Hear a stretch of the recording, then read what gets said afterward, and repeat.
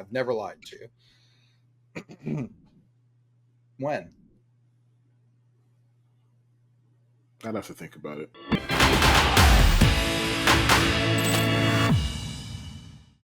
But we're back. Only teams that matter. I think this is episode 5. We've gone higher than numbers I'm comfortable counting. And full transparency, we're recording this Thursday.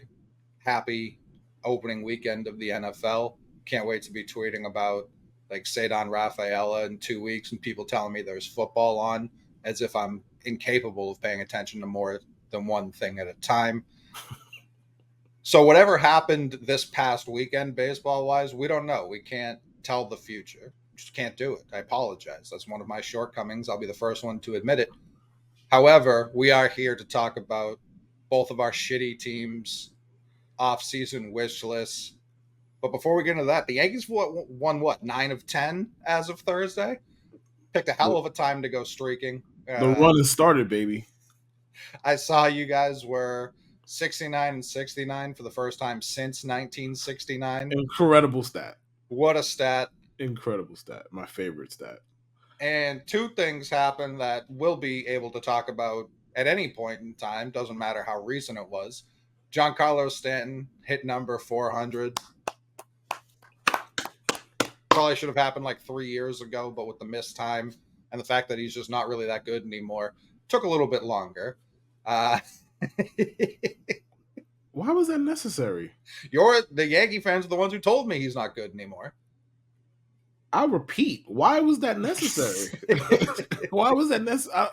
Like we're trying to celebrate. Well, by we I mean me. I can't speak for you. I'm trying to celebrate Giancarlo Stanton on this fine Thursday morning, and we're just firing shots like that for what? Why? What was it necessary? You call it firing shots. I call it speaking truths. I've always loved Stanton. He literally yesterday broke a guy's foot because he screamed a line drive, and it was the second time it's happened to that pitcher. It was Matt Manning. The second time it's happened to him this season. I feel so bad for him. Horrible luck. Hardest hit ball in baseball this year. So when Stanton connects, he can still do like physical damage. Also on that play, I don't know why they made him throw him out at first. He caught that in the air. Right, he hit off his foot and he caught it. Like there was no need to throw the ball to first. None. Genuinely insanely athletic play, and I'm sure he wishes he didn't have like a single up the box. He would have much preferred. Oh yeah, absolutely. I saw a couple of shows after Stanton hit his 400th. It's never enough for a guy to like hit a milestone like that. They immediately have to go to, well, if he gets to 500, will he be a lock for the Hall of Fame? One of the things I've always appreciated about baseball is we do have these benchmarks where it's like, yes, if you hit this, you're in the Hall of Fame. 2, he hit 400 home runs. Let's focus on that. That's sick. Not a lot of people have hit 400 home runs. I agree. I think the number's like 50. There's probably less. That sounds right. Yeah, it's about 50. Yeah. Listen, we don't spend enough time talking about the present, just in general. It's always like, what can you do going forward? If you do X, are you Y? It's just, can we just live in the moment? Like, even if it's just 2 days, like right. Is that too much to ask? Just 2 days, just, hey man, he hit 400. He's had a stellar career. I understand how the last few years have gone. I understand very much how the last 2 years have gone. But like for me at least, and I get the disappointment of the contract, whatever. Listen, he is a consummate professional. He's always going to face the music when he goes 0 for 6 with 6 strikeouts. He's never going to. I'm the one sending shots. There we go. You are. I am giving him credit for being a professional and being there when he has his down moments. He was like, well, he stinks now. Like we're not the same, but he's always there. He's always there to face the music. He's performed like hell in the playoffs. He's done well against the Red Sox. He's done well against the Astros, albeit they haven't beaten either one of them in the playoffs while he was here, but that's neither here nor there. I think I like Giancarlo Stanton. I like him a lot. I'm glad he got that moment. Part of me, to throw the hater in, part of me is kind of pissed off he got it at home because I don't think that people deserve to see it. Personally, like the way we treat Stanton, I don't think we deserve to see that shit. I said fucking we. Yeah, I deserve it. I don't think the rest of this fan base does. And like, if you watch the game and you see the 400 home run, they weren't actually calling for him to come out. Like Garrett Right. Cole was the one like, "Hey, go out there, go out." I don't know if Stanton was going to if nobody said anything. I genuinely don't fucking know. But the fans weren't calling for him to come out. He just did it, and it's just. Yeah, that kind of sums it all up. But Stan deserves his credit. I don't care if he makes the Hall of Fame. That's not really my business. And I'm sure there's another time for that conversation. For sure. I hope that he miraculously stays healthy for the next couple of years, which good luck to that. And he, makes this a legitimate debate in 2 or 3 years. But I'd rather just appreciate the fact that he hit his 400th. And also, shout out to Anthony Volpe for taking a timeout while he was at the plate to, get the fans to appreciate this, I guess. I don't know. Recognize something that happened. Yeah.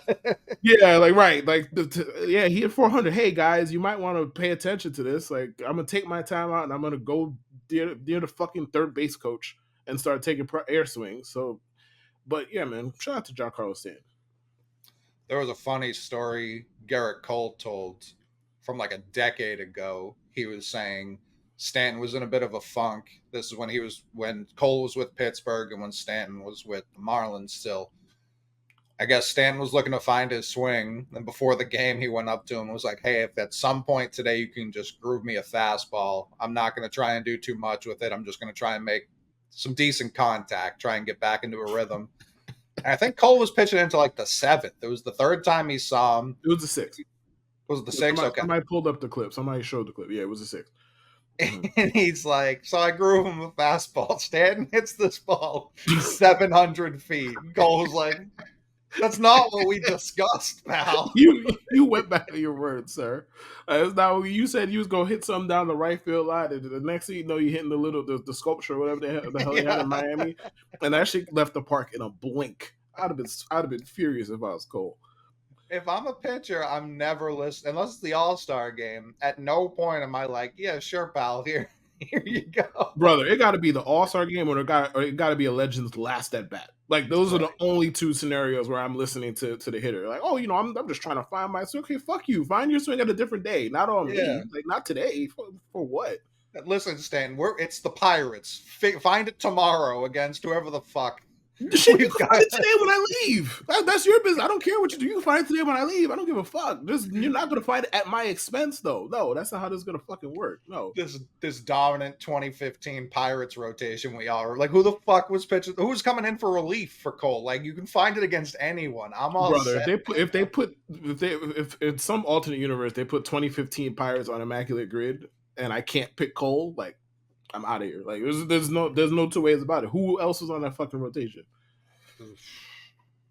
I genuinely, I've just guessed Rich Hill over and over again, and I don't even think he's correct. Probably Rich Hill been pitching since like 1965, so you maybe. Right.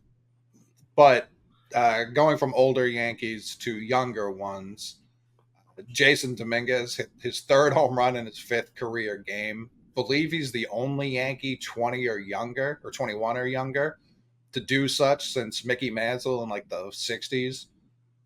I guess people were commenting on the clip I cut of you setting as high or lower at 700, and everyone was like, "Whoa, that seems a bit lofty." It's like, you guys get it. You guys get the joke. Thank you. Right now he's on pace for what, like 1,300 home runs? And they called me a madman for saying 700. They called me a madman, and he's on pace for 1 million of them right now. Like, respect Dominican Mickey Mantle, please. That's all I'm asking. Just respect my guy. But listen, I understand he's 20. Major League Baseball is going to adjust to him. Listen, I'm just enjoying the fact that I give a fuck about these games again, number one. And number two, like, he's just hitting the piss out of the ball right now. So I'm just going to enjoy that while it lasts. I know a funk will come, and he's 20. I get all of that. He looks the part, and it's nice to be excited about a young talent on the team. Now, Volpe's here. Volpe is he's a solid player. He's also not somebody I'm like, man, I got to go to the ballpark to see Anthony Volpe play. No disrespect. Like, I'm not intending that as disrespect, but that's just what it is. But Dominguez is like, yo, I don't want to miss any of his at-bats. Like, you might miss something.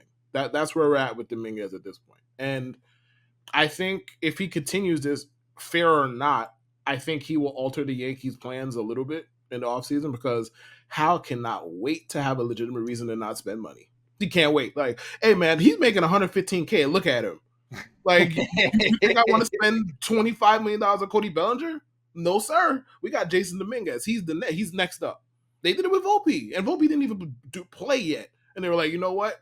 We got Volpe. Why are we going to spend on shortstops? As if it's illegal for one of them to play third, but that's not going to go there yet. Well, let's start there because while both teams are in fake contention for a playoff spot right now, the Rangers don't seem particularly interested in making the playoffs. The Blue Jays are like barely holding on. The Red Sox and Yankees are both in striking distance, but I remind people, it's Thursday. Monday, when this comes out, who fucking knows what the standings are going to look like. So I'm not even going to pretend to be fake excited. Maybe if we had taken 2 out of 3 at the Trop, which we fucking should have, but that's not what happened. Instead, Tyler Glass now had his like 3rd rehab start or whatever the fuck he's been doing, and set a career high in strikeouts against the Lads. So didn't love that. How many did he strike out? 14. 17 total for the Rays. 3-1 game. So just exhilarating night at the Trop. But the Red Sox did win their first game in Tampa since last April, I believe. Not like 2023 April. Yeah, they've just been going down there getting swept repeatedly. I fucking hate Tropicana Field. I've never been there and I hate it. I hate it. Why would anyone go there? That place stinks. Unless you're a retiree who lives down there, there's no reason to go to Tropicana Field. I really wish that the MLB had approved that insane plan to play half the season in Tampa and half in Montreal. I would have loved that. I'd be going to Montreal Rays games all the time. I'm in Maine. It's not that far from me. I go to Montreal Rays games all the time. That would be sick. Yeah, ain't nobody trying to go to no fucking Slapper-Canna, bro. Get that out of here. Place stinks.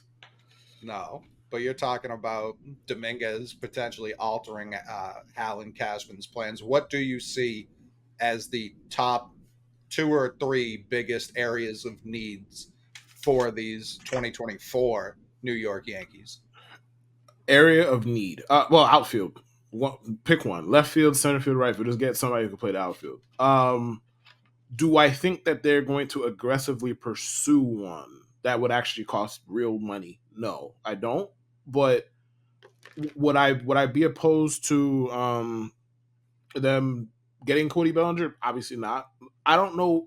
The thing with Bellinger that makes his free agency complicated is like, bro, we just came off like a 3-year stretch where he forgot how to play baseball. So what are you paying him based on? Is it just this year? Is it the last 4 years? Is it his whole career? Because he's won an MVP too. It's really complicated. Like, I don't know what he's going to get. Because if Cody Bellinger comes out and he gets 5 for 150, would I be shocked? No. Would I want the Yankees to pay that? Also, no. Because again, he just came off a stretch where he forgot how to play baseball, and he did that for the Dodgers. So like, it wasn't like he did it for some bum organization. He did it for the Dodgers. But as far as other needs, I think they need an arm, a starting arm preferably, because Nestor, his shoulder is giving him issues. He might have to have surgery. That's a problem. Rodon, we know the injury history. I don't need to go into it. And then you have what outside of that? Severino's gone. Severino's a Dodger. Let me be specific. We know that's fucking happening. He's next year's NL Cy Young winner. Yes. Oh my, bro, that when he has a 2.6 ERA in September, it's going to be the most bittersweet shit ever. But I think they need an arm. So Yamamoto is there. I'd appreciate if they went and got him. Now, are they going to spend $150 million on another arm? I'd be surprised, but it'd be nice if they did. So, like, starting pitcher and outfield to me are the main issues. Like, also, and let me make myself clear. This is not hate. This is not coming from a place of hate. Oh, brother. I personally think you cannot rely on DJ LeMahieu as an everyday infielder. You want to have him as a roamer, be my fucking guest. Not knocking him. He's on his little late season hot streak, which I personally don't believe in, but that's neither here nor there. That's the hate. I don't believe in the hot streak. But I think you need to be in a spot where DJ's more of a luxury than somebody you're relying on every day. But outside of that, like, given the Yankees' current state of affairs with their contracts, they kind of just need health and luck, really. But Yamamoto is a target. Bellinger is a target. the outfielder, the Japanese outfielder. What's his name? Something Lee. I can't remember Uh, what his first name is. Jung Ho, and I believe he's I think it's Korean. Jung Hoo Lee. Yeah, Jung Hoo Lee. Yes, he's another guy I would like if they target. But Why? for a team as mediocre as the Yankees, He seems like the exact type of player you hate. I like productive. Okay. That's the thing. I like productive. Now, once he gets here and they start saying shit like he's the best pure hitter on the Yankees, then that's when you're gonna get arguments. But I just like productive. I like Luis Arias. It's when people start saying he's the best hitter, but no, he's not. Stop. Knock it off. No. I mean, that's what's going to happen if he comes over. And Oh, 100%. I was reading more about him last night, and they were like, his glove and speed will translate immediately. And then they were saying, what's the Padres second baseman? Kim. I saw Yeah, Kim. yeah, Ha-Sung. I couldn't remember his, I guess, technically last name. They were saying his OPS plus jumped 86 points from year 1 to 2. So that year 1 can be rough. For guys coming out of Korea, it's I feel like Japan people are way more comfortable with now. There's been such a long track record of guys performing there, and then I mean, look at Senga this year. Senga's been electric this year in the Mets rotation. Yoshida's been one of the best bats on the Red Sox. People are more okay with that. That Korean league's a step even below that. It's not a bad league by any stretch, but that jumps a little bit more and can take a little bit more of an adjustment period. Even Yoshida early this year was topping balls off. The balls they use over there are a little bit smaller, so trying to find that sweet spot on your bat is a little bit more difficult. There is an adjustment period. For the Yankees, I don't know how long they can live with that adjustment period, but I definitely think the talent's there. Yeah, I'm with the talent. As they said, he can field, can Right. run. Like he's a left-handed hitter, correct? I believe so. Yeah, he's a left-handed bat. Now I know Yankee fans are obsessed with the 314. Like he'll make everybody happy. Put it like that. Like those of us who like good baseball players and those of us who like good left-handed hitters, he makes everybody happy. So that would be a good target. Also, I think if for some reason outfield doesn't end up being one of those two, Bellinger or Kim. Kent, No. what is his name again? Oh man, I'm going blank. I don't know why, but one of the two. I think they should look into trading Schmidt for an outfielder, and I get it. The Yankees pitching staff, we just detailed how it looks. But if you could sell Hyatt Schmidt and get a decent outfielder, I think you should give it a look. Who these outfielders are, I have no fucking idea. That's not my job. But if you could get an average-ish starting outfielder for Clark Schmidt or one of your arms, even if it's Clay Holmes, I think you should attempt to do so. It's Young Ho Lee. Okay, there you go. Mm-hmm. He's rocking an 863 OPS this year, coming off of 3 consecutive years of it being well above 900. I believe he's been hurt because he only played 85 games. I think he's been dinged up a little bit, but obviously a productive bat. Believe he performed well at the World Baseball Classic as well. But yeah, I was thinking about it, and in years past, many years past, decade plus, we're talking, any top free agent hit the market, it was like the Red Sox and Yankees are interested. Not as much the case anymore. There are obviously still some guys that they'll both meet with, but I mean, even in the 2000s, if Judge had hit free agency, the Red Sox would have got a meeting. They didn't even pretend to drive the price up on Aaron Judge last year. So there is a divide. I mean, time got in, he started trading with Cashman. That's a thing we've never seen. So it's been different. But the biggest areas of need I see for the Red Sox, number one, starting pitching. I'm a big Brian Bayo believer. Anyone who isn't is a moron. But ideally, I'm talking about a team that can contend, not a team that's slightly better. I don't think the Red Sox are that many moves away from true contention. And I'm not trying to be a homer. I genuinely think the young kids showed enough this year. If they take even a small step next year, you don't have to add that much around them. I'm not saying they're winning the World Series with a couple moves, but they're in the playoffs. They're in the mix with a couple of moves. I mean, they're 6 games out now? Like, I think it's not a 5. stretch. Yeah, it's not a stretch to say that No. if they made a couple moves, they could be in the thick of the playoff race. Not a stretch. And so for me, starting pitching's number one. Number two, I have defense. Like when you look at the roster and some of the losses they have this year, the pitching looks worse because the guys kick the ball around and it extends innings. And now all of a sudden, the starting pitcher is leaving in the fourth inning, giving up 5 runs, 2 of which are earned. And now you're into your bullpen, and that affects the next game. That affects the game after that. So starting pitching and defense. Starting pitching is defense in this equation because if you get better starters, if Story's healthy to start the season, I think excuse me, I think we have second base figured out. Our outfield defense leaves a lot to be desired, and that's where I think you can start to improve. And despite what I just said, I do think the Red Sox should be the most in on Cody Bellinger, more so than any team. You can wait a year and try and get into the Juan Soto bidding, which will have every team, or you can get Bellinger and still be in on the Juan. Like the Red Sox aren't poor. I'm not going to get them off the hook just because they go and get Cody Bellinger. Like you should keep trying to add generational bats. I'm less worried about the 2 year dip in Bellinger's production because a lot of it was tied to an injury. I was in on him this last offseason, obviously not for top of the money contract. I think no matter where he went, he was going to get that 1 year prove it deal. He's been incredible for the Cubs this year. He looks Yes. all the way back Any right any any now. any any minimizes strikeout rate. I don't know how much it dipped, but it dipped a good amount. Right now, he has half as many strikeouts as he did last year. Obviously, and last year, the thing for me, even coming off of last year, the production wasn't there. He played 144 games, so I knew it wasn't the injury. And the thing with Bellinger, you see this a lot with golfers and basketball players.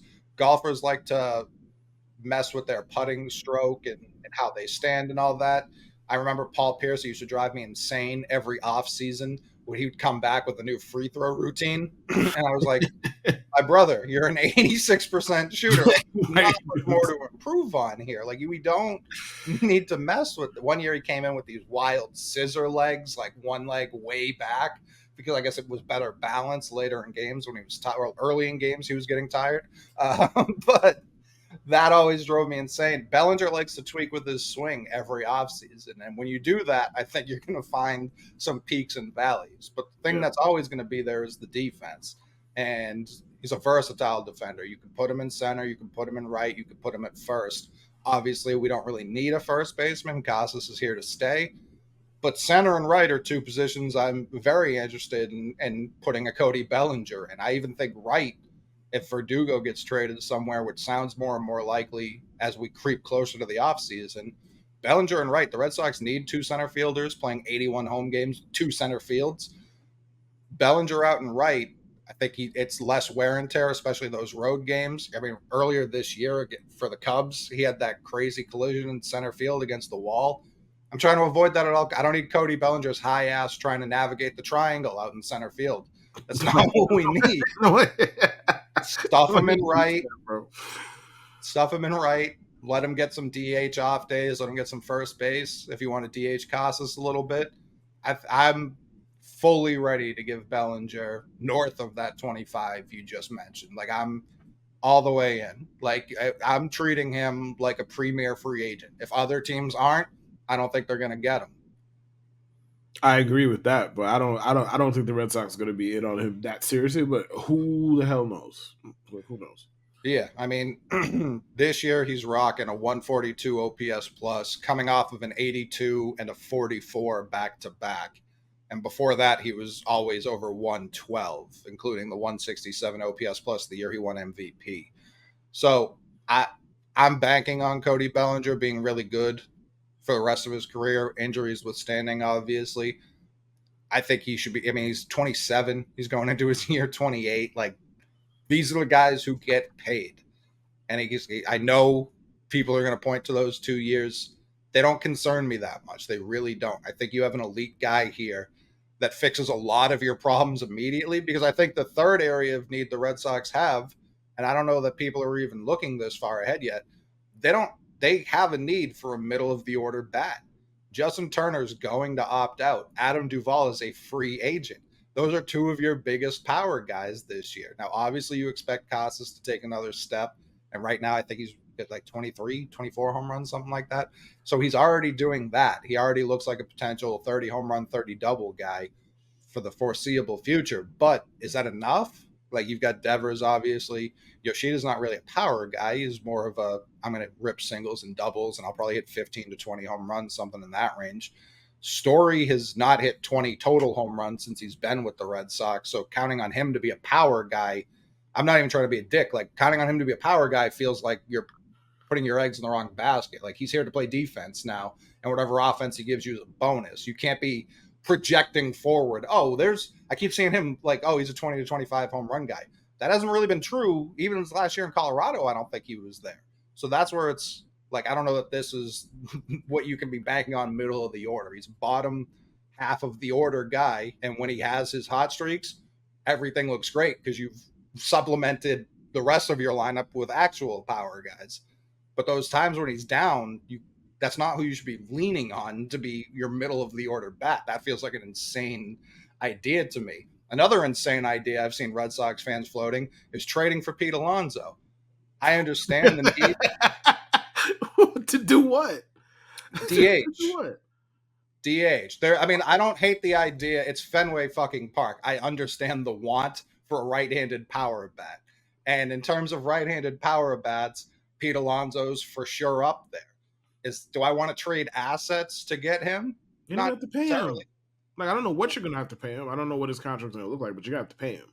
We already know the Mets don't want to pay him, so that's not a great sign. I wouldn't be so sure about that. That's what it's been. I mean, they floated him if we believe the reporting, they floated him at the trade deadline. They considered moving him. The asking price wasn't enough. You've got like Lindor and the rest of the boys going up to the front office begging them to pay Pete Alonso. Like, I took it a little bit differently. I took it as they were receiving calls and they weren't hanging up the phone. That's how I took it. But it could be that they're trying to move him. I saw the rumor that he was basically bad vibes. They had to be like, no, he's fine. No, he's fine. We like him actually. And I was like, that was weird. But yeah. But if people want a right-handed power bat, because I do think there's going to be a hole at DH if and when Turner opts out, sign Rhys Hoskins. Obviously, another guy coming off an injury. It's an ACL tear. He's not going to play at all this year. I was looking at his page because I feel like when I hear Phillies fans talk about him, they're not enamored with him. They're not like, this is our guy. When he's like bat spiking home runs in the playoffs, when he went on that crazy tear, so fire. That bat spike was amazing. They were loving him. But even like the Athletic actually just came out with an article. I think it was Matt Gelb wrote an article about Rhys Hoskins and how he's probably not going to play this year and how he may never play for the Phillies again. And he was like, yeah, you hear the boos, people have such high expectations here, which he said he loves, but he was like, I hope when people look back, they see like how consistent I was. I feel like I hear him labeled as a peaks and valleys guy. And then when you go look at his page, he's just like 120. Power and patience, man.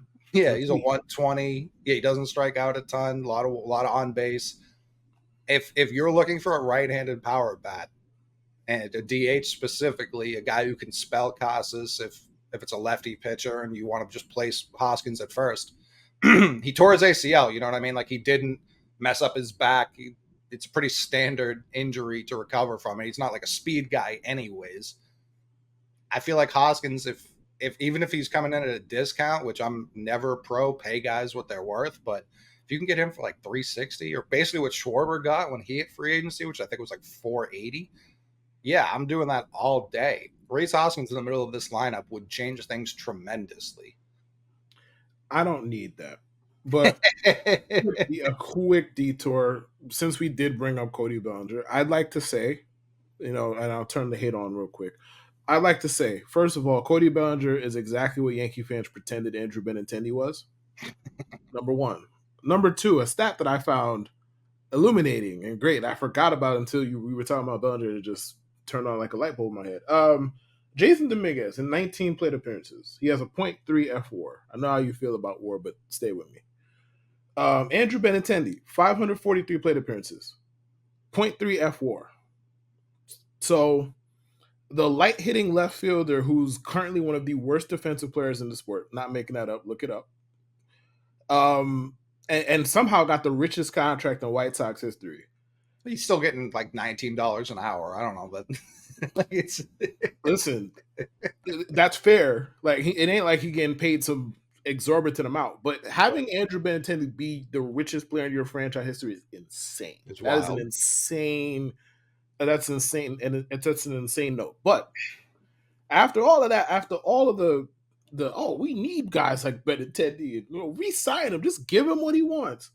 Now he's this, and I don't hear nothing about it no more. It's interesting how that works because a lot of people were begging like a '90s R&B star for Andrew Benintendi to be re-signed this offseason. They were like 4 years, 5 years, who cares? Give him what he wants. And then now look at him, I flabby and don't stick. I don't know what happened to Benintendi. Like him coming up, and I know this can drive you insane, but I remember hearing his name when he was at Arkansas. He won the Golden Spikes, which I believe is the best college hitter in the sport for that year. He sprinted through the minor league system. He came up and performed pretty immediately. And like his bat was never an issue. The power never really translated. I feel like he was like kind of Nick Markakis, like 10 to 15 home run guy. It would come in bunches. And then other than that, he was like a lot of singles and doubles. But a productive player, I don't know what, because even at the end with the Red Sox, it was just like kind of just going through the motions, like all the things people would say about JD Drew, just because of how his face looked. But they would be like, "Oh, he's not that great. He's not doing this," and it was just like you go back and look at JD Drew's numbers. That guy was excellent, excellent fielder, He excellent hitter. was. Just He was. showed up, was about his business, didn't really give a fuck about the media, and when that happens, it's just like, yeah, his face stinks, so he doesn't care. And then it's like all those things unfairly potentially you can just say about Benintendi, like signing with the White Sox in general. I picked them to be a lot better than they turned out to be this year. But man, oh man, like I don't. He's played for two premier franchises. One wasn't that upset to trade him. The other one traded for him and didn't even attempt to bring him back. That's correct. They did offer him a 3-year deal, but it wasn't a serious one. Let's put it that Right, way. So we're just right, like, oh yeah, we'll make a fake attempt. We don't think you're going to sign this, but we'll give it to you anyway in case you do. And then thank God he didn't, because right. I don't have a lot of interest in watching Andrew Benintendi play baseball every day. It's a very depressing existence. I'd rather not. So I'm glad the White Sox have to deal with that. Good for I them. mean, he has the single most important defensive play in Red Sox history. Like that catch he made against Houston was absurd. If he doesn't get that ball, that game's over, and who knows what happens the rest of that series. That he was a walk-off diving catch, which is absurd. And I remember him largely being good that entire playoff run. So He it's was. just Like Benintendi used to legitimately be good. Like yeah, all of my grievances with Benintendi have come in like the last 3 years. And it's because he just played like for your team. before, Yeah, right before then, it was just like, yeah, he's a good left. Like, was he what they projected him to be? I mean, maybe not, no, but it doesn't matter. He was a successful pro. Like, I don't right. expectations are what they are, but he was a successful pro for a decent number of years and on a title team, and he played an important role on that title team. Oh yeah. Um, But now he's a there are bum though. there are two other guys before I get into the starting pitchers we need. I do think the Red Sox need to bring Duvall back. DH, center fielder, right fielder, whatever. He just needs to be here. I would give him that 3 year, I don't know, 12 AAV. I don't think it's, I mean, he signed for 7 in late January last year, and then he missed a big chunk of this season. Right now, if I had to guess, I think he's on that like Cody Ross plan. He's going to be here for 1 year. People are going to talk about him the rest of my life, like he did something. And he's been really good, really, really good. Obviously, when he came back from the injury at first, he got off to a blistering cold stretch, but then started heating up in that Astros series. But I would like him here. I think he's perfect outfielder that can DH, that can also come off the bench. I think he's a guy who plays well at Fenway, and I would hate to see him go and then have a really good year next year. But then there's one interesting guy I look at, and I don't even know how available he is or if we're even looking at him. But there's an extreme option the Red Sox can take if they really want to shore up their defense and have one of, if not the best, left side of the infields in baseball defensively. And that's stealing Matt Chapman from the Blue Jays and moving Devers to DH full time. Now that would infuriate people because you'd have the most expensive DH in league history by like a whole lot. Is if the idea is Devers, and I don't believe this, but if the idea is Devers will never be even a league average defender, what's the argument against it? You just paying a guy? Like, who cares? If you always paid him for his bat. At no point did you pay him for anything but his bat. So if you're committed to his bat and you want the most out of him, why not go get Chapman? Because Chapman also doesn't have a bat. Like, he just doesn't have one of those. So if you if you want if they could build some sort of machine that could meld the two together, well, now you've got yourself quite a player. But if the idea is we're already paying Devers for his bat regardless, why keep tossing him out at third?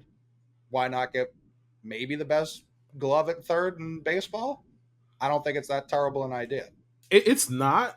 The thing with Chapman is like the type of money you would have to sink into him for a guy who like the bat is more or less average, maybe slightly below average depending on who you ask. It's an average bat. Like, are you willing to do that? I mean, Chapman's what, like 29, so like it's not like he's old. If you could get him for a reasonable 4-year deal, it's not exactly the worst idea I've ever heard. Like, and again, if Devers is there for his bat, okay, then let him DH every day. Yeah, it's a really, really expensive DH, but if he's hitting 40 homers a year, I don't think anybody will care. Right. There's always a risk transitioning a guy to DH. Not everyone takes to it. It's a harder position than people give the greats credit for. You do Yes. have to stay locked in when it's your turn to bat.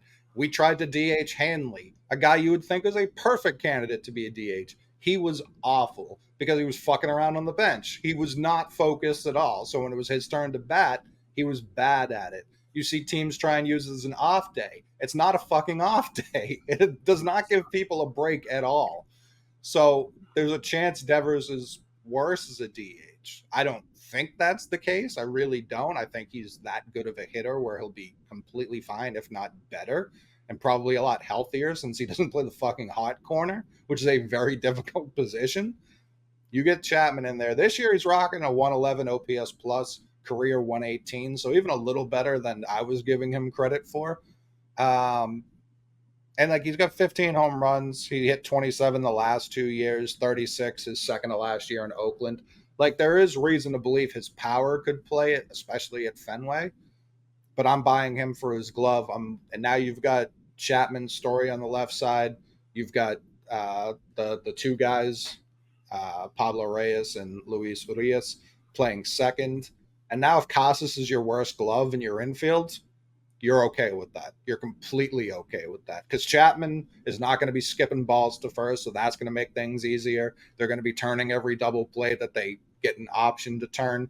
I think you make your team substantially better by having the most expensive DH of all time in Rafael Devers. Listen, pitching and defense wins. Like, Chapman makes your defense a whole lot better, so it's not a bad idea. And the pitchers, I kind of just listed all of them because you got to get two of them. I don't want to hear, oh, we got one and then we signed like another Kluber. Like, we can't. The idea is make Brian Bayo your number three and like a three with an ace ceiling. I don't like he's the ace right now. He's 12 years old. Like he's an incredible pitcher.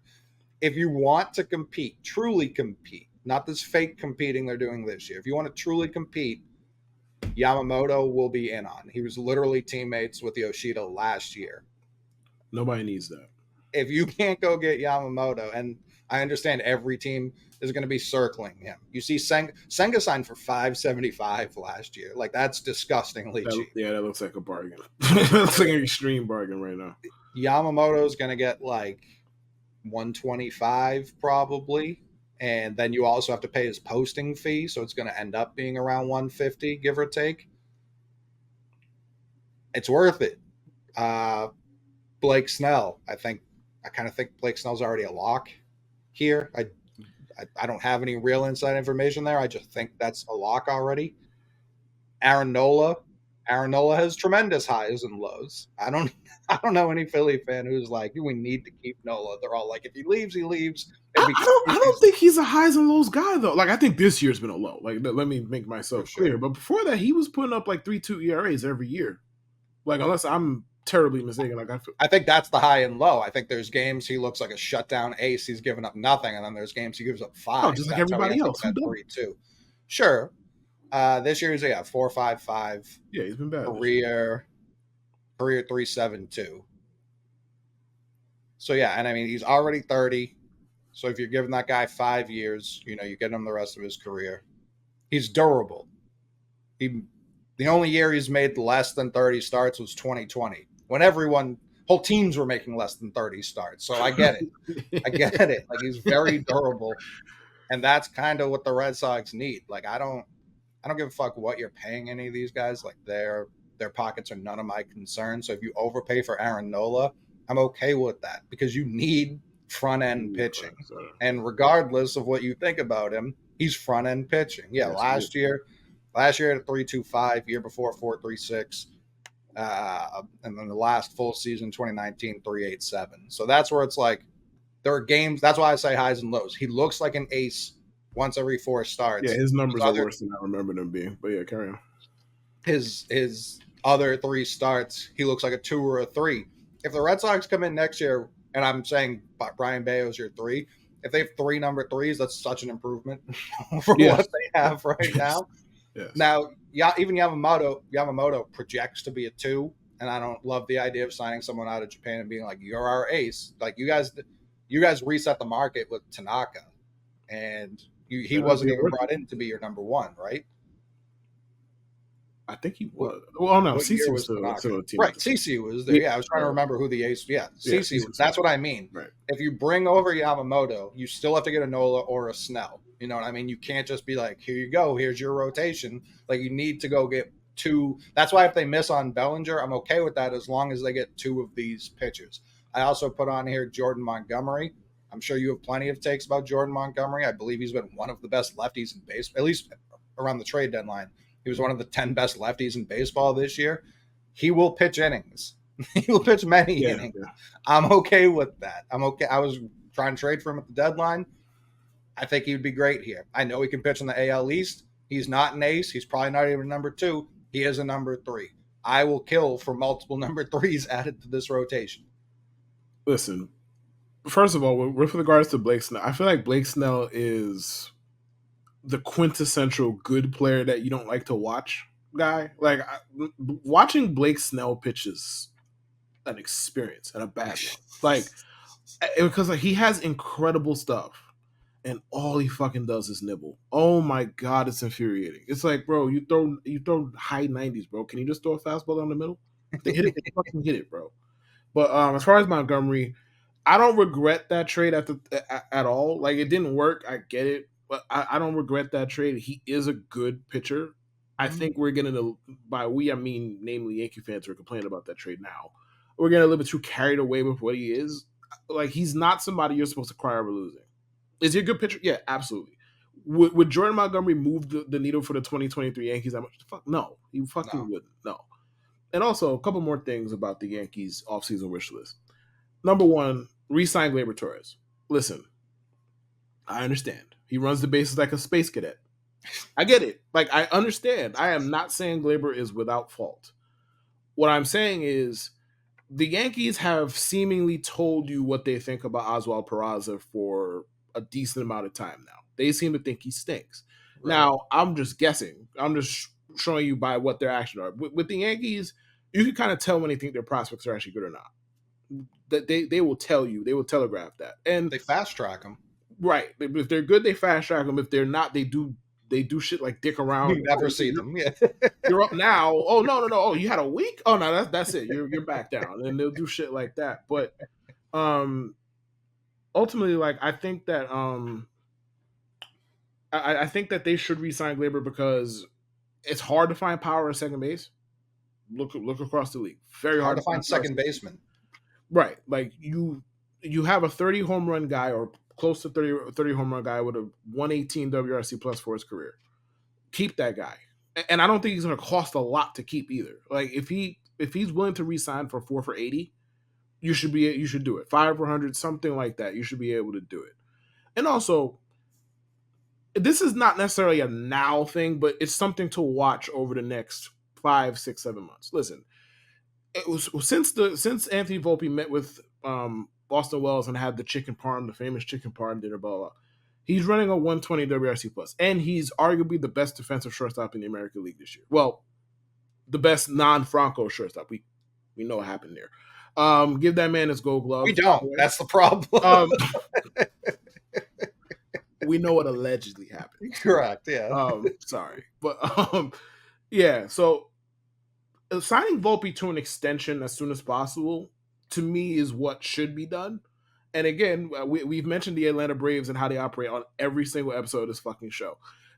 I don't understand why other people just don't look at it and be like, all right, you know what they're doing is kind of smart. Now, I don't know what kind of dreams they're selling these dudes or whatever, but if Volpe is at the All-Star break and he's doing the same stuff he's been doing for now like 2-3 months, get his reps on the phone and be like, look, what is it going to take to re-sign this man long-term and keep him as a Yankee until his age 34 or whatever season it would take. So ultimately, like, I think they should re-sign Glaber, and I think they should look into an Anthony Volpe extension, not necessarily right this minute, but in a couple of months, few months, maybe like June of next year, maybe like give him the extension that his play dictates that he deserves.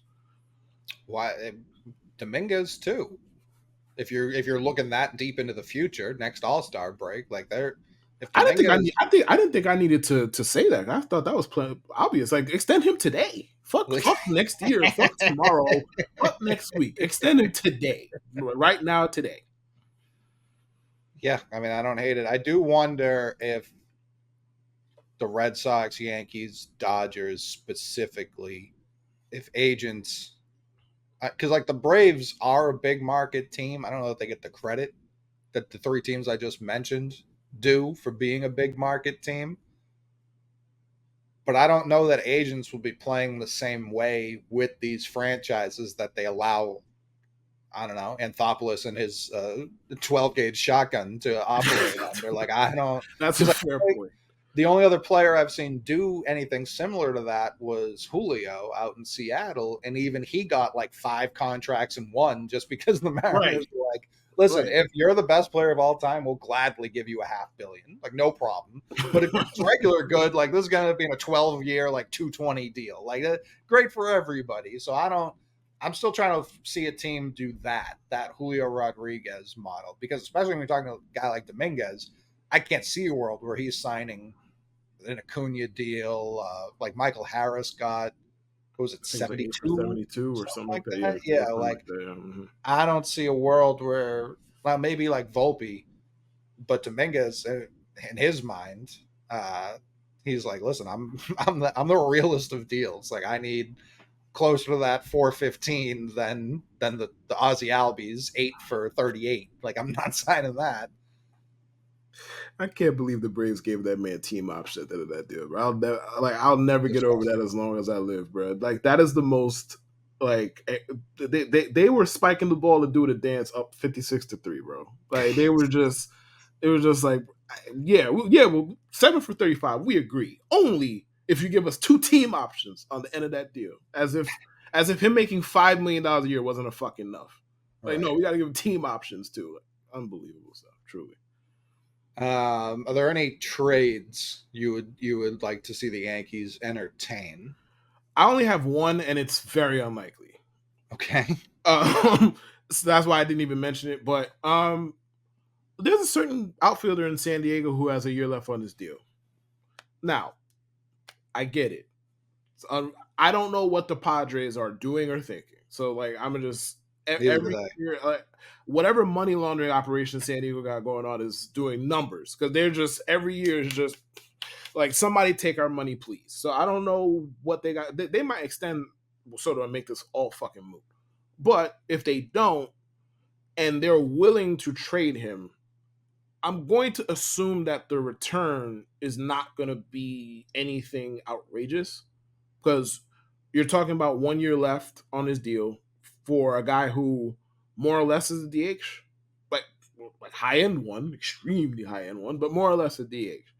I think he is as attainable as he has ever been. So if you wanted to go that route, and I'm assuming in arbitration you probably run like $20 million or so in At any least. contract.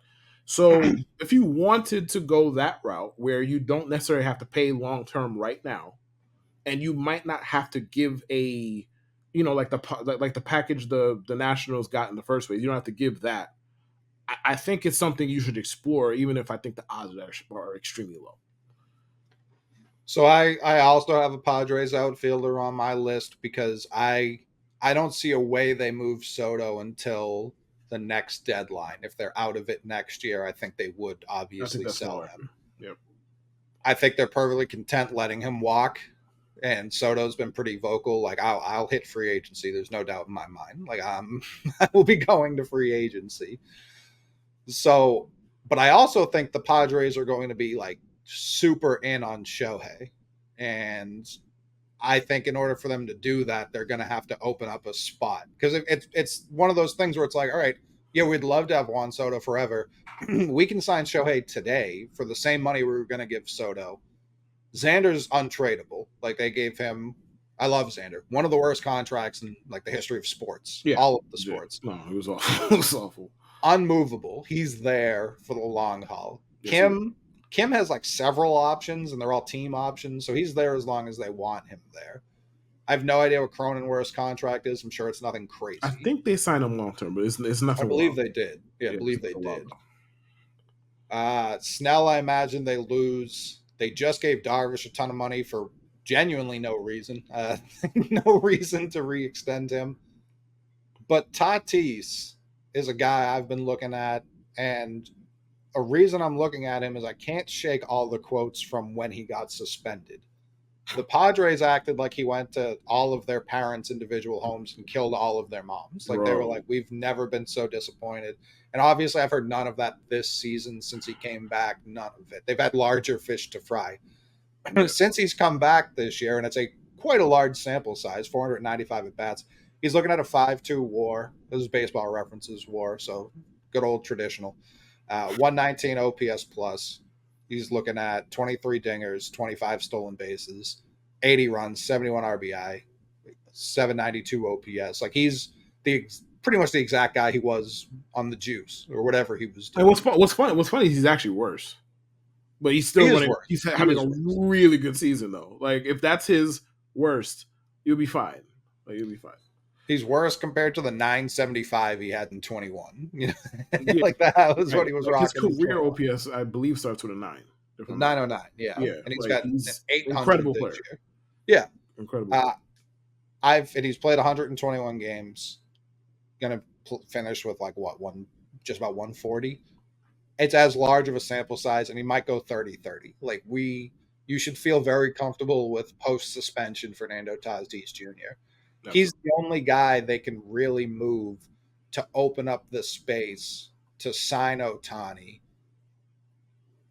And I think the Red Sox should be right there. Tatis and right, he's been fine and right. I don't know what his outs above average and all that is. I've seen him make some crazy plays. I've seen him get some really nice jumps. I believe he has elite jump rate for right field. If I'm not mistaken, he does. Yeah, I'm all in on trading for Tatis if they go after Shohei, which I think they will. We've seen how they do not mind resetting the market for guys. And I think in the back of their mind, they're like, hey, we probably are going to lose Soto, whether it be to the Dodgers or whoever. We know teams are going to be a little bit shaky about Shohei because of the injury. We don't really care about that. We're just going to sign him and figure it out as we go. So if that happens, I'm all in on Tatis.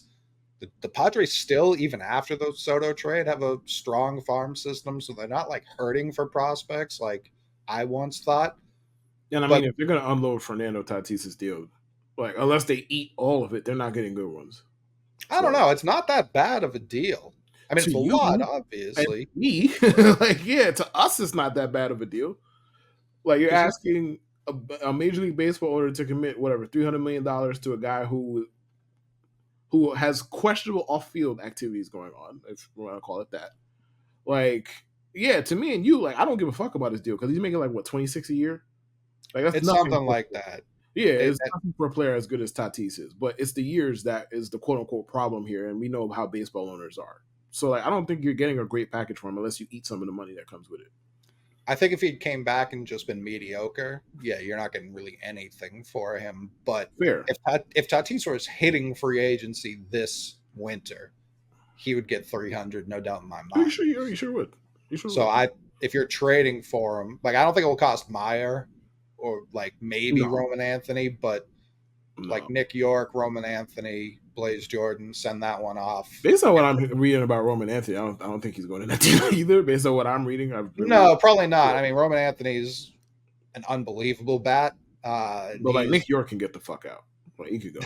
He could go. Nick York's also a really good bat, but Like, yeah, for Fernando Tatis, I yeah, would he absolutely trade Nick York. I don't need that. I like Fernando Tatis, and I prefer to keep it that way. I don't need that here because I know Fernando Tatis, if he ever got traded to the Red Sox, will hit roughly 26 home runs against the Yankees every year. Nobody Right. needs that. I don't need that. Thank you. Next year will be his age 25 season. He's signed until he's 35. Like you get his whole prime. I don't. No, no, just no. No. San Diego. I know what y'all got going on. Y'all got the money laundering issue thing going on, and y'all just spending money left and right. Keep Fernando. He helps you win baseball games. Sign whoever the fuck you want outside. I don't care. You want to sign Shohei, knock yourself out. Be my guest, but just don't trade Fernando Tatis Jr. to the AL East. Any of them. I don't care who it is. Just don't. Don't. The next trade, any available Mariners, Marlins, or Brewers starting pitcher, any of them. The Red Sox were linked to one of these teams pretty strongly around the deadline. It didn't end up happening, but the Marlins have been shopping pretty much all of their starting pitchers. Right. Go get one of them. Now, I hate this more than just signing a guy because we just built up this farm system. I don't know that I'd like to trade any of them just yet. But where the Mariners are more interesting to me, I do think Verdugo could be part of that trade. He's only got 1 year left. He's a league average outfielder. The Mariners could use a league average outfielder. So that's where I'm not saying he's the main piece or the biggest piece, but I think they would take him as looking at him as like a plus prospect, even with the 1 year left. So if that's like Nick York and Alex Verdugo for Woo, or I don't think that's enough for Kirby or one of their other guys, but they were interested in offloading one of them for help. They traded a lot of their prospects, and Noelvi already looks like a monster for Cincy. Yes, yes, he does. I remember prospects not being like so yoked when they came up. You know what I mean? Like young prospects used to look like young guys. Now they come up like fully grown men. I'm like, well, that's horrifying. Speaking of which, I had this under a smaller trade. Jonathan India.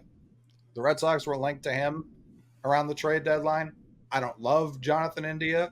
I don't hate Jonathan India, the baseball player. His off the field stuff, do hate.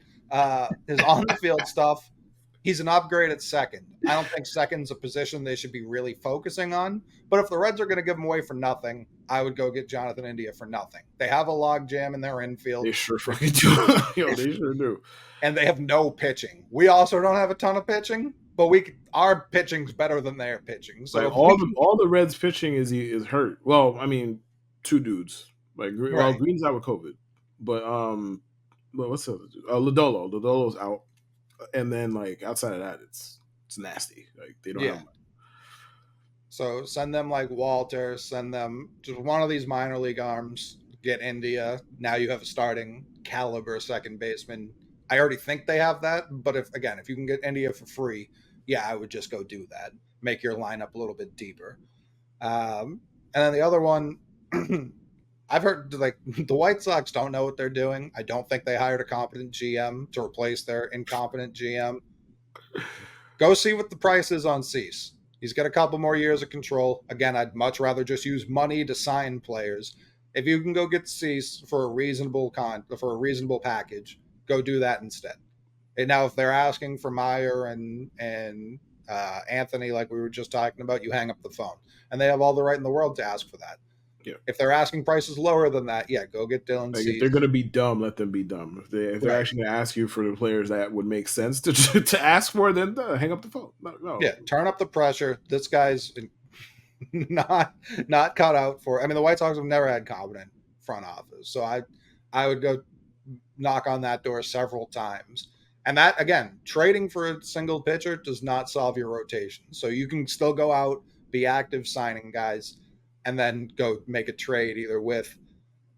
I think the Brewers are probably even the most likely. I know I mentioned them before, but we know Corbin Burns fucking hates the Milwaukee Brewers. Like, he hated the Keep Corbin Burns arbitration. out of my division, man. Please. Nope. Nope, he's coming. I mean, I think the Yankees will probably be in on Burns and Woodruff too. They're both free agents after next season. There's no way both are going to be on the team I'd take next one of year. them. That's what I mean. Both of them would help tremendously with like obviously Burns is a little bit better. Woodruff's really good. I think if he was on a different staff, he'd get more shine. He wouldn't be behind Corbin Burns. Yeah. But I'm fine with either of them. And they're both entering the last year of their deal. Huh? I wonder if the White Sox would move Robert. I would love that. I don't know. It would probably cost everything, but he's incredible. It might be worth it. I don't disagree. His contract's just too team friendly for them to exactly. Why it would cost everything. Like it would cost fucking everything. If they put him up there, he's obviously ahead of everyone we've talked about. In terms, maybe to him versus Tatis is interesting. It's not to me. It's not like you don't even have to pay him.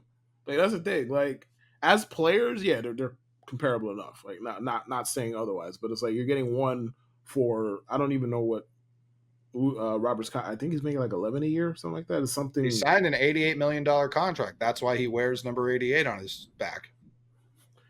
I absolutely did not know that until now.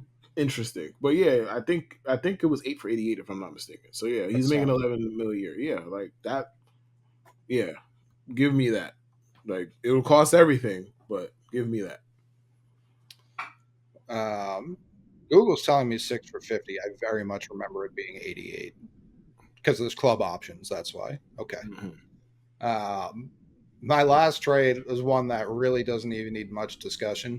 Go take Jo Adell from the Angels. They're not fucking using him. They're not using him. They have no intention of using him. I'm betting on the pedigree there. Completely betting on the pedigree. He was one of the top prospects in baseball. The Angels have done what you just said the Yankees do. They call him up, they send him down. They call him up, they send him down. His OPS this year is well above 900 in the big leagues. Now, he's played 3 games, so it's not a large sample size at all. But I have no doubt, well, I have plenty of doubts, but I have no doubt Jo Adell's better than what he's proven to be with the Angels, a very loudly incompetent organization. Him being your 4th outfielder, you could live with. Look what the Angels, you don't even have to look that far. Look at what Mickey Moniak's done with the Angels this year, just getting playing time. Sometimes that's all you need. Now, Jo Adell could turn out to be just not a good MLB player. That's possible.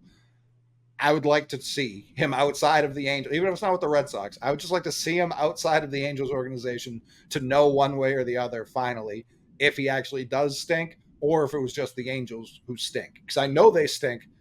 Are they the reason he stinks, or does he stink unto himself?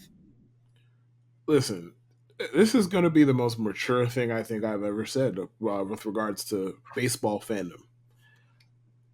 If he went to the Red Sox, I'd actually be happy because that just means he's not on the Angels. Like that's where we're at with it. Like he's just not on the fucking Angels. They refuse to give him a shot, and it's like, okay, I get it. He's a bad outfielder. Like we know that. Like the bat might play, the bat might not play. We don't know that regardless, but we know like that man cannot fucking field. We know this. Okay, cool. What do you have to lose by putting him in left field on the Angels today? What do you have to lose? Like the Angels suck. Like I don't know. Like okay, Moniak plays. All right, cool. I don't. Trout's dead. I don't know who the fuck their other outfielder is. Like Adell might be a hazard to his own personal safety if you put him in the outfield. Like that. If that's the argument, cool. I somehow doubt they care about his own personal safety though. So just please They're get still him playing Shohei. Of course they don't care. Touche. Um, just get him out of there and get him in a situation where he could, even if it's the DH, even if it's to play part time but regularly, just somewhere where he could show like, all right, either he got it or he don't.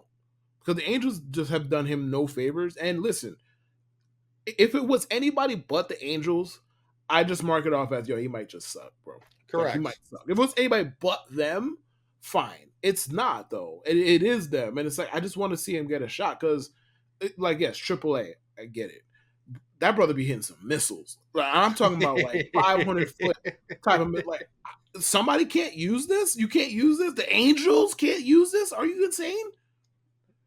This year in AAA, he's got a 956 OPS, 23 home runs in 72 games.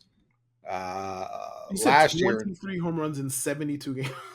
yeah, Okay, bro, like get that man out of AAA, dude. You don't belong there. last year he played 40 games in AAA, so 2022, 40 games in AAA, 13 home runs in 40 games. He is clearly not a AAA player. Clearly, Now, I don't have to look very far to know what the difference is between a major league and minor league bat. I can look at Bobby Dahlbeck, who has had more success at the major league level than Jo Adell has. And he's also had some of the worst stretches I've seen a player have oh yeah, oh yeah. because major league pitchers exist. Mm-hmm. I believe he leads the minors in home runs this year. That would be a Bobby, safe bet, I think. let me see what his minor league stats are. Like the Angels really had no use for this guy. That's like the Angels, bro. Bobby Dahlbeck has 31 home runs in AAA this year. He's got a 933 OPS. Um, and this is a guy who hit 25 home runs for the Red Sox in 2021. So I understand guys can show plenty of promise at the big league level. Even Dahlbeck last year, 2 years ago, when he was bad, his barrel rate was still elite. Like when Mm-hmm. he finally got bat on ball, it was better than most players in the league today. So I understand there is a massive chasm between AAA and the majors.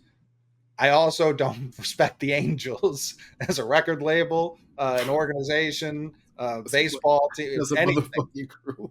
Yeah, as a crew, I don't respect them in the fucking slightest. So that's where it's like, yes, I've seen guys dominate AAA, have success at the majors, just not sustained success.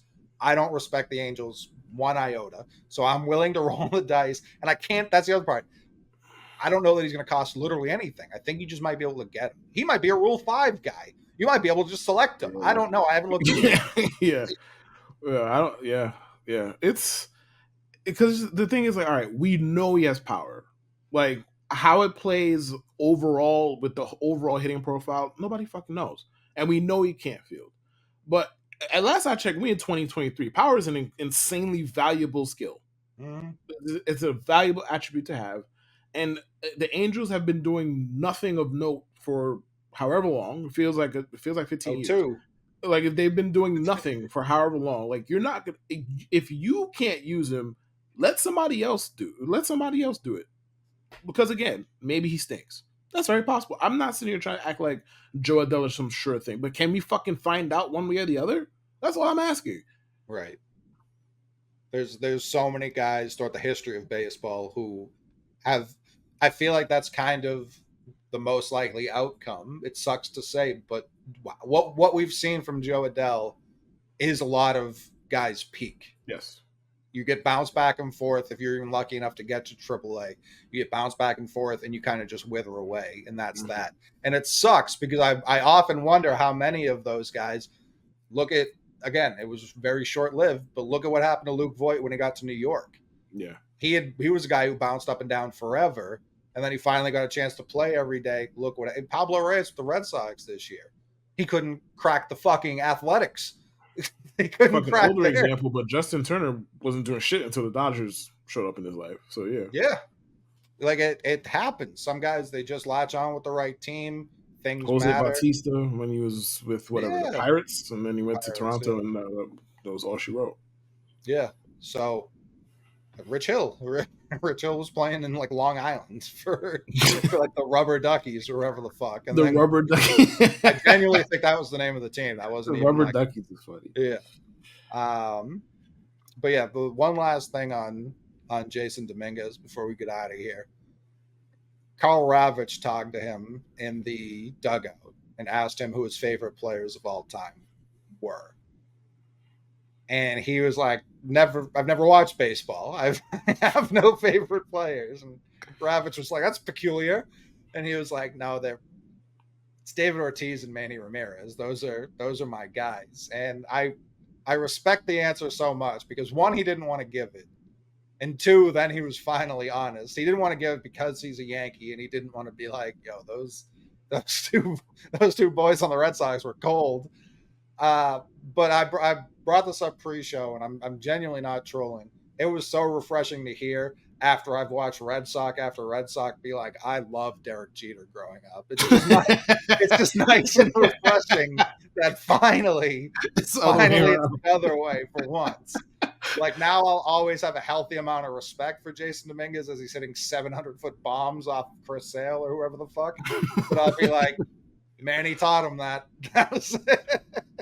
Okay, so it was not a troll angle. All right, all right, great. I'm just glad it wasn't some troll bullshit because I wasn't ready for that today. But yeah, I was going to be like, he's clearly signing here. No, that's obviously not going to happen. But it was just nice to, like, even Xander, he was like, this is why I wear number 2. And I'm like, you're killing me, man. Like, can you lie? How about lying? Hey, I think I didn't see the interview, but I think it takes a certain level of self-awareness and just being generally sharp to be like, yeah, I don't really want to give this answer right now, man. I got the Yankee jersey on. Like, I don't feel comfortable with this. And then they pried and he gave them the truth eventually. But the fact that he showed some resistance before telling the hard truth, like I respect that. I think there's some self-awareness there, and I personally think he should bring that to the table if they ever smartly get to the table with the contract extension soon. And you should be like, hey man, listen, I represented y'all well on TV. Like, they have to pull that shit out of me. I was trying not to give no Red Sox no fucking credit on TV, and they pulled it out of me. But I resisted at first. God damn it! I thought you were saying show up to the negotiations like in an Ortiz jersey and just be like, "Oh, this old thing, yeah." They're just always an option. The Yankees are like, "Here's another extra 100 on top." Oh boy, no! Don't do that, please. Thank you. But yeah, I mean, the most terrifying outcome, since he is a switch hitter, if he's just both those guys from each side of the plate, which is what I don't need. That's not what anyone needs. I need who? Speak for yourself. I need that shit like I need air. Speak for yourself. I mean, Manny was a Yankee fan. He said that loudly, frequently. Yeah, and he was a Yankee antagonist too. For a He's like, man, I love hitting here. This is great. Oh my god, Manny was a terror. Oh my goodness, he was a. Not gonna get the PTSD today. Let's move on. Nope. That's all we got. Happy again NFL season. Happy final stretch. We're really getting to it. I can't wait to watch the Rangers absolutely crumble the rest of the month. The Astros just reamed them out 3 straight games. The Astros are here. They've taken first place in the West. Just went and destroyed the house. Just left shit all over the place. Just fuck it. Just left it dirty. Terrible. Good luck getting that back from them. But we will see you guys next week. I'm Coley Mick. I am Kevin Lewis. See ya.